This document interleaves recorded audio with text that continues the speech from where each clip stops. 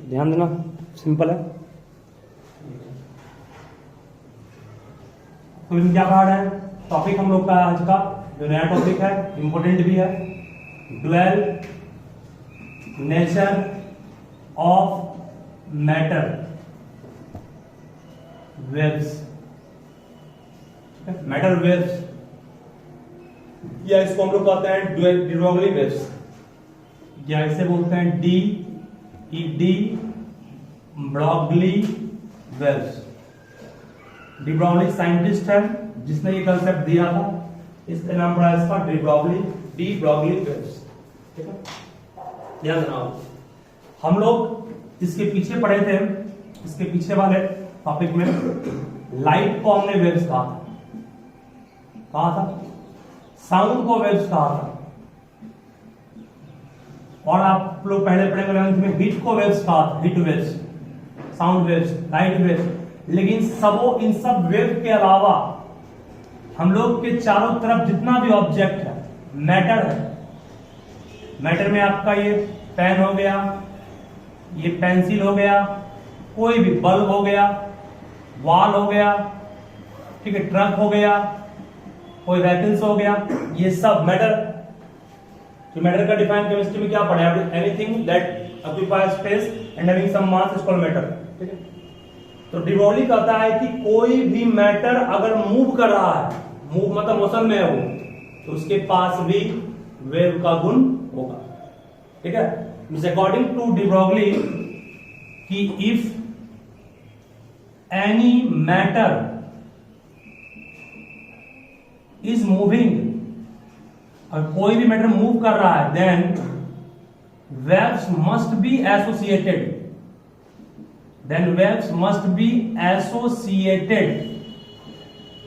with it। ठीक है, means according to de Broglie कि if any matter is moving, कोई और पैर मूव कर रहा है, ट्रक मूव कर रहा है, गाड़ी मूव कर रहा है, हम मूव कर रहे हैं, तो हमारे पास भी वेव हम प्रोड्यूस करेंगे। ऐसा डी ब्रॉगली का मानना था। तो उसके पहले लाइट और साउंड को हमने वेव कहा था, लेकिन डी ब्रॉगली के अकॉर्डिंग कोई मैटर मूव करता है तो वेव उससे जरूर जुड़ा हुआ होगा। बाद में उसने कहा कि it can either be detected, या तो उसको हम लोग मालूम कर सकते हैं, और नॉट, वेव प्रोड्यूस होगा, या तो उसको हम प्राप्त कर लेंगे, मालूम कर लेंगे, या नहीं करेंगे। मालूम कब कर लेंगे? मालूम तब कर लेंगे, कहा कि इट कैन बी डिटेक्टेड, इसको मालूम तब कर लेंगे इफ पार्टिकल जो मूव कर रहा है इज माइन्यूट, पार्टिकल क्या होगा? काफी छोटा होगा, मिनट नहीं, माइन्यूट पढ़ेंगे इसको, पार्टिकल बहुत छोटा होगा, या आप लोग कह सकते हैं पार्टिकल इज माइक्रोस्कोपिक। माइक्रोस्कोपिक का मतलब होता है काफी छोटा पार्टिकल होगा, तो like electron, like proton, like alpha particle, like beta particle, like gamma particle, मतलब बहुत छोटा पार्टिकल होगा, तो उसके द्वारा उस वेव को हम लोग ऑब्जर्व कर सकते हैं। ऐसा डी ब्रॉगली का मानना था। और प्राप्त कब नहीं करेंगे वेव को? जब पार्टिकल होगा मैसिव, मैसिव मतलब बड़ा पार्टिकल होगा। अर्थ मूव कर रहा है, particle is massive, earth move कर रहा है, ट्रक मूव कर रहा है, जिसे मैसिव है ना, मैसिव तो बड़ा विशाल है, मैसिव पार्टिकल वाले केस में उस मैटर से प्रोड्यूस्ड हुआ वेव को हम ऑब्जर्व नहीं कर सकते हैं। ऐसा डी ब्रॉगली का मानना था। कैसे नहीं कर सकते हैं इसको आगे हम बनाएंगे, कैसे एग्जाम फॉर्मूला से लिखिए पहले फर्स्ट क्वेश्चन। डी ब्रॉगली का जो है एक आपका एजम्पशन था वो ये था कि कोई भी मैटर अगर मूव कर रहा है तो वो वेव को निश्चित रूप से प्रोड्यूस करेगा, और उस वेव को ऑब्जर्व कब करोगे? ऑब्जर्व तब कर पाओगे जब वो पार्टिकल काफी क्या होगा? छोटा होगा, और पार्टिकल अगर बड़ा होगा तो उस वेव को हम ऑब्जर्व नहीं कर सकते बिल्कुल। इस कंसेप्ट को किस चीज से लिंकअप किया, कैसे उसने सोचा इस बारे में? तो कहता है कि सिंस, ध्यान रखो, since nature is symmetric, nature symmetric है, इस कंसेप्ट ने उसे इस चीज को सोचने पर मजबूर किया कि मैटर वेव्स के रूप में काम पड़ा है। तो कैसे? तो नेचर सिमेट्रिक है कहने का मतलब कि हम लोग पढ़ाए थे आपको जितना भी माइन्यूट पार्टिकल्स है, like photon, like electron, like alpha particle, beta particle, ठीक है। ये सब जो है सनलाइट लाइट है ना, उससे जो हम लोग को मिल रहा है एनर्जी, वो रेडिएशन के रूप मिल रहा है, और रेडिएशन वेव के कारण होता है प्रोड्यूस। तो जब वो छोटा छोटा पार्टिकल जो है वो वेव प्रोड्यूस कर रहा है, ठीक है, रेडिएशन के कारण, उस तरह से बड़े पार्टिकल्स भी वेव प्रोड्यूस करेंगे। इसीलिए उसने इस चीज के बारे में सोचा कि नेचर सिमेट्री होता, मतलब कि अगर इलेक्ट्रॉन वेव प्रोड्यूस कर रहा है तो जरूर मूविंग ट्रक भी, मूविंग व्हीकल्स भी वेव प्रोड्यूस करेगा। इस सिमेट्रिसिटी के कारण उसने इस चीज को, अपने बात को रखा। बाद में सही माना गया, सही पाया भी गया। बड़ा पार्टिकल होगा वहां भी वेव होगा प्रोड्यूस, बट उस वेव को हम लोग डिटेक्ट मींस मालूम नहीं कर पाएंगे, खोज नहीं पाएंगे, देख नहीं पाएंगे, ऑब्जर्व नहीं कर पाएंगे, क्योंकि ऑब्जर्वेशन के वो बियॉन्ड होगा। ठीक है, तो ये कंसेप्ट कहां से है? नेचर ऑफ सिमेट्री से लाया। नेचर इज सिमेट्री जो है, इस कारण से उसने इस चीज को क्यों किया। चलिए अब देखिए इसके बाद फिर कैसे कहा उसने कि बड़ा पार्टिकल जो होगा वो वेव प्रोड्यूस करेगा, बट उसको हम ऑब्जर्व नहीं कर पाएंगे। देखो डी ब्रोगली वेवलेंथ एक टॉपिक बनेगा आगे, जिसको लैम्डा कहते हैं, और lambda equal to h by p होता है। h by p, h by क्या होता है? p। h by p, p है momentum, where what is p? where p is momentum. Momentum का फॉर्मूला क्या पड़ेगा? Mass into velocity. h Planck constant है, pm इनटू v। ठीक है, मास मान लो कि बहुत बड़ा है, सपोज कीजिए प्लांक कांस्टेंट मास का मान लो कि दिया हुआ है 100 केजी। 100 केजी मान लो बॉडी है जो 100 केजी मूव कर रहा है, और उसकी स्पीड मान लो 100 मीटर पर सेकेंड है, सपोज कीजिए। ठीक है, उसका स्पीड भी कितना है? 100 मीटर पर सेकेंड है। निकालो इसका लैम्डा का मान क्या है? एंगस्ट्रॉम निकालिए फर्स्ट। एस का मान सब पढ़े क्या होता है? 6.63 into 10⁻²4। p का मान m into v, और m का मान दिया हुआ है, v का मान सॉल्व करके आप लिखा हो लैम्डा का मान क्या है एंगस्ट्रॉम में।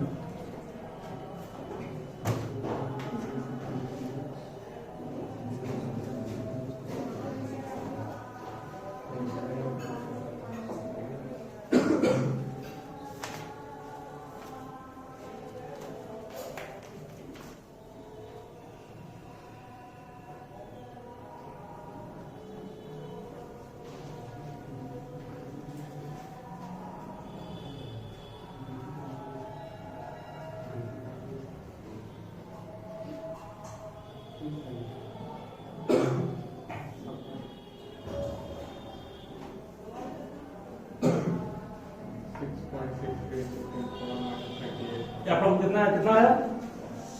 10 to the power minus 28। पूरा 60.63 into 10 to the power minus 28। वो माइनस 34 तो h का मान हो गया, m का मान 100, v का मान 100। 100 गुना 100 कितना हो? 10 पे पावर 4 ना, स्क्वायर स्क्वायर 10 पे 4 हो गया। 6.63 into 10 पे पावर minus 34 में 4 ऊपर जाएगा ना, 4 ऊपर जाएगा। 6.63 into 10 पे पावर कितना होगा? माइनस 38 होगा, नहीं प्लस 30 होगा, माइनस 30 होगा ना।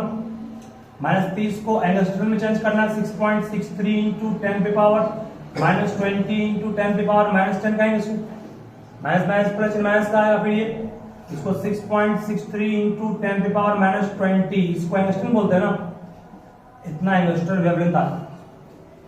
तो 6.63 into 10 पे पावर minus 20 है, इसका मतलब क्या हुआ?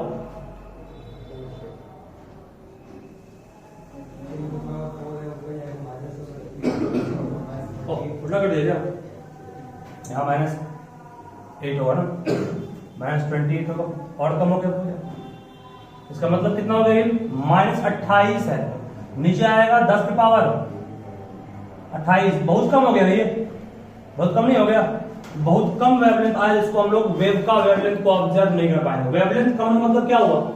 वेवलेंथ कम होने का मतलब ऐसे हो गया कि मान लो बड़ी है, ध्यान रखो, वेव अगर मान लो कि बड़ा होता, वेवलेंथ बहुत कम, इसका मतलब एकदम नहीं के बराबर है कि नहीं? अभी वेव लेंथ इतना बड़ा यहाँ पड़ा, ये वेवलेंथ हो गया ना, एंगुलर बहुत कम है ना, बहुत कम मतलब क्या, वेव बनेगा लेकिन एकदम उसको ऑब्जर्व नहीं कर पाओगे। इसलिए कहा गया मास बहुत ज्यादा है, ये 100 बहुत बड़ा मास है ना, ट्रक का 100 बड़ा होगा मास, तो मास बहुत ज्यादा होगा तो लैम्डा बहुत कम होगा, लैम्डा बहुत कम होगा तो उस वेवलेंथ का वेव को हम लोग ऑब्जर्व नहीं कर पाएंगे। ठीक है, वो इलेक्ट्रॉन और इलेक्ट्रॉन का मास तो दिया हुआ कितना होता है, इलेक्ट्रॉन का मास मैडम क्या होता है 9.1 इंटू 10⁻⁻31 kg। इलेक्ट्रॉन का स्पीड जनरली 10⁻6 होता है, 10⁻6 होता है। इलेक्ट्रॉन जिस गति से मूव करता है एटम्स के अंदर उसका स्पीड लगभग 10⁻6 होता है।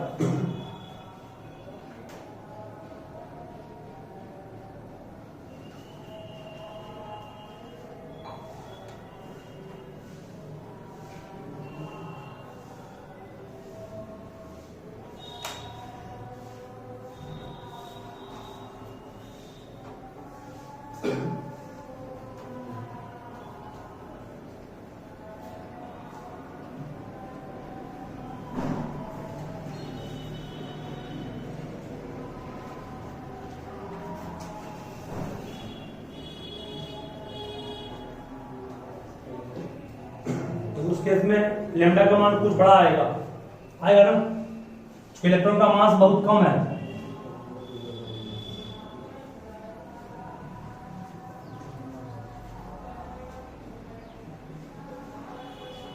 देखो ध्यान से, lambda equal to h 6.63 into 10⁻⁻34 bye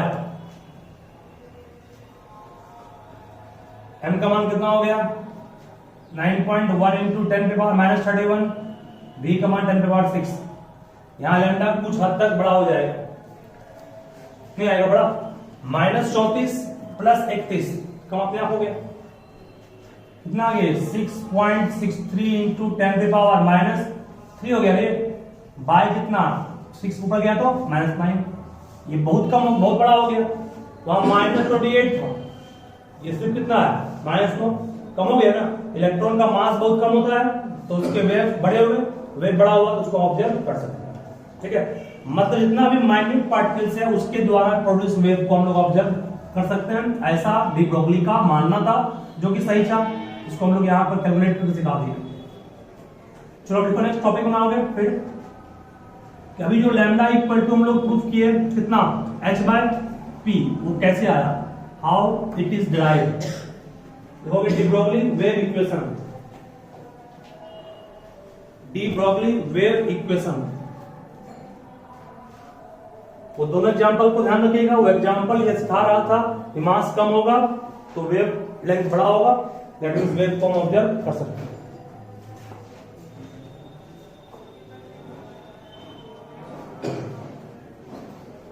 देखो de Broglie wave equation,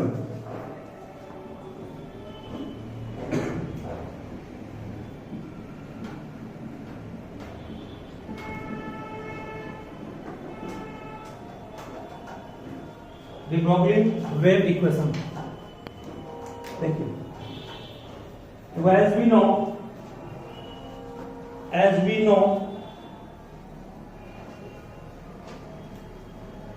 the energy of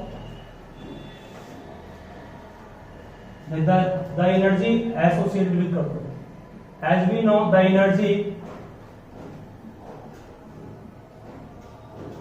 associated with photon is कितना पढ़ा है, E equal to H C by lambda, पढ़ा है ना, पढ़ाएंगे इसको, E equal to H C by lambda, ये एनर्जी इलेक्ट्रॉन का था।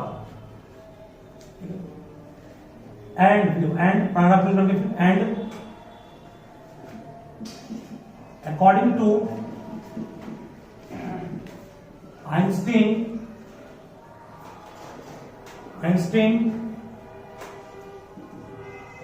मास एनर्जी रिलेशन, आइंस्टीन के मास एनर्जी रिलेशन से, बोलो आइंस्टीन के मास एनर्जी रिलेशन से फॉर्मूला सबसे फेमस फॉर्मूला है जो कि आप हर बुक के ऊपर लिखा पाते हैं, क्या पाते हैं, equal to m C square, पढ़ा है ना। एम मास है और सी एनर्जी है, sorry c speed of light है एयर में, वैक्यूम में, ठीक है। ये एनर्जी किसका है, ये एनर्जी है फोटोन का। फोटोन का स्पीड लाइट के स्पीड के बराबर है। यहां भी वैसा पार्टिकल लेंगे जो किस स्पीड से मूव कर रहा है, लाइट के स्पीड से मूव कर रहा है। और लाइट के स्पीड से मूव कौन पार्टिकल करता है, जिसका मास बहुत कम होता है, ठीक है। मतलब ये फॉर्मूला भी किसके लिए बने जा रहा है, ये फॉर्मूला भी जो डिमोली था उसी के अकॉर्डिंग चल रहा है। चलिए फ्रॉम 1 टू क्या कहोगे, from 1 and 2 EV energy, EV energy, सही है। और ये भी आपका फोटोन का एनर्जी है, फोटोन का स्पीड किसके इक्वल, लाइट के स्पीड इक्वल। और ये भी उस बॉडी का एनर्जी होगा, उस पार्टिकल एनर्जी होगा जो लाइट के स्पीड जा रहा है। इसका मतलब दोनों लाइट के लिए ही है, दोनों का स्पीड लगभग सेम है। तो ईवी एनर्जी तो यहां से क्या कहोगे, from 1 to H C by lambda equal to what, M C square. एक सी यहां से कट गया, एक सी कट गया, तो लैम्डा का हम लोग क्या है यहां से, एक सी कटने के बाद कहोगे sir h equal to m lambda c, सही है। नहीं होगा, एक सी कट गया, एक सी कटा क्या बचा आपके पास, M lambda C.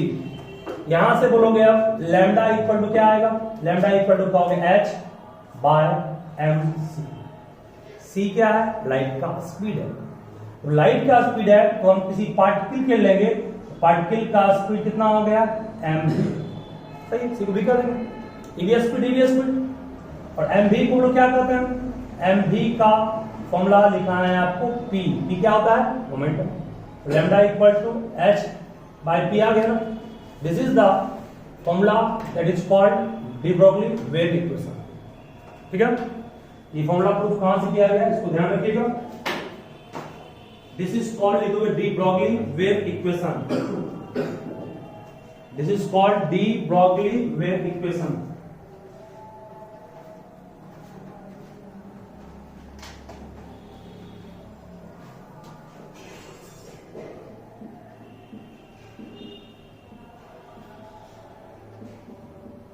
This is called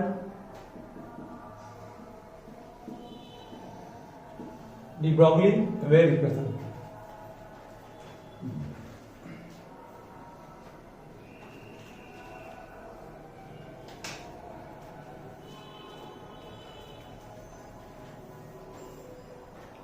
next फिर लिखोगे टॉपिक,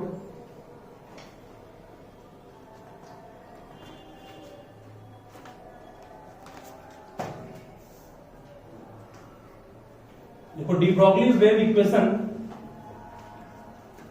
नेक्स्ट टॉपिक है डी ब्रोगली वेव इक्वेशन। बेटा सुनो, D Broglie wave equation in terms of, D Broglie wave equation in terms of kinetic energy.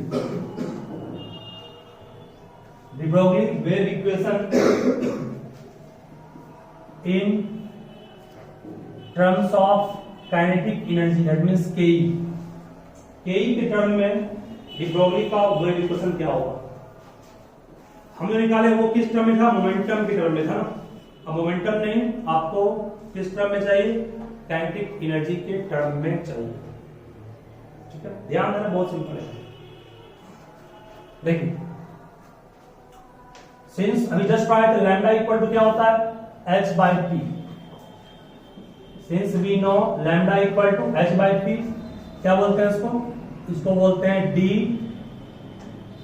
Broglie wave equation, सी बोलते हैं, ठीक है। Lambda equal to h by p. चलिए उसके बाद से ध्यान दीजिएगा, काइनेटिक एनर्जी के टर्म में, मतलब मोमेंटम के टर्म में ही है। मोमेंटम बढ़ा के यहाँ अपना क्या है, के ई, काइनेटिक एनर्जी। तो कैसे बनेगा फॉर्मूला, तो काइनेटिक एनर्जी का फॉर्मूला आप लोग क्लास 9th में पढ़े थे, हाफ एम वी एस। पढ़े हो तो नहीं पढ़े हो, बिल्कुल पढ़े हो। यहां पर क्या कर रहे हैं, के ई को शॉर्ट में के ई लिख रहे हैं, स्मॉल के ई। हाफ को हाफ छोड़ दिए, एम से गुना कर दिए और एम से भाग दिए, तो दिक्कत किसी को इसमें, एम से इंटू एम से भाग दिए, वही चीज है, अरे एम पे वही पड़ेगा। क्यों गुना भाग किए, गुना भाग इसलिए किए क्योंकि हम मोमेंटम को रिप्लेस करना है, मोमेंटम उड़ा के वहां के ही चाहिए। मोमेंटम तब आएगा जब mv बनेगा, mv तब बनेगा जब एक m और आएगा, एक m और आएगा तो इसको हम लोग क्या कहेंगे, mv का होल स्क्वायर बाय 2m बोलेंगे।